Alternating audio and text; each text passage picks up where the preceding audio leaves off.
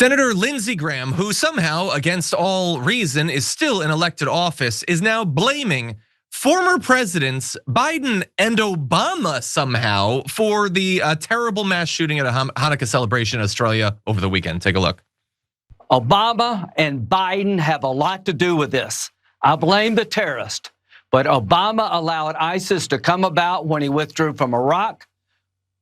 Trump destroyed the caliphate, killed Soleimani, and got out of the Iran nuclear deal. And the dumbass Biden, the biggest dumbass on the planet, withdrew from Afghanistan, obliterated our borders, and rejoined the Iran nuclear agreement, making the Ayatollah flush with cash.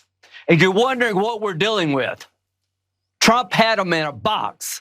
He killed Soleimani, the chief architect of terrorism in Iran. He destroyed the caliphate. He had him in a box. We had the Abraham Accords where people were recognizing Israel, and dumbass Biden comes along and tears it all up.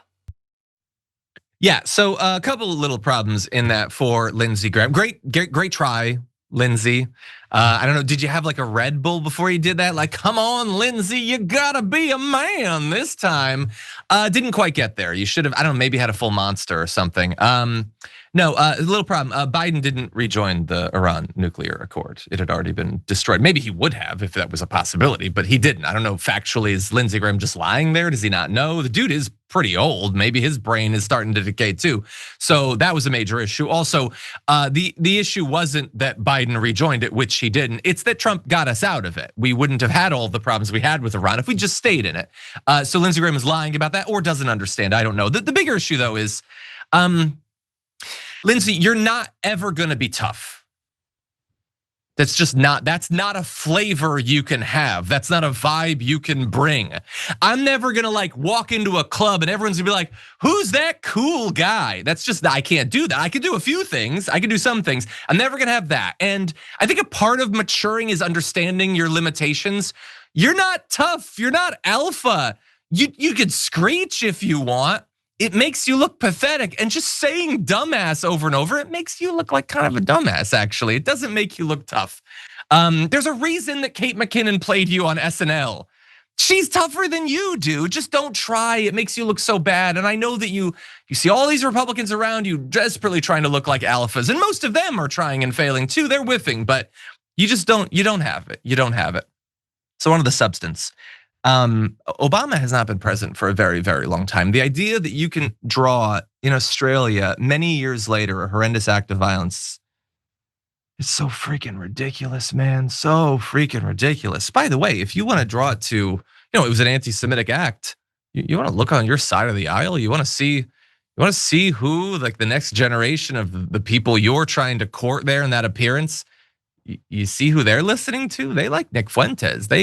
I don't know how mad they even are that this thing happened at this point. So you're yelling at us? I think it was a tragedy.